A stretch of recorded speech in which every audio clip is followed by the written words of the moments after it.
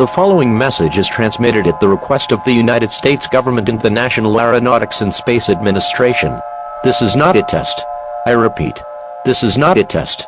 Our planet is slowly coming to an end. Many and numerous reports that an unknown laser beam spotted in our galaxy. This laser beam has been identified as Neon Mania. It is believed that Neon Mania will destroy the Earth within the next 50 minutes. When Neon Mania hits Earth, Kessler Syndrome will take place. A huge firestorm will form, and the sun will be blocked for 2 years. There's nothing we can do to stop this situation. Gather with your family members and prepare for the end.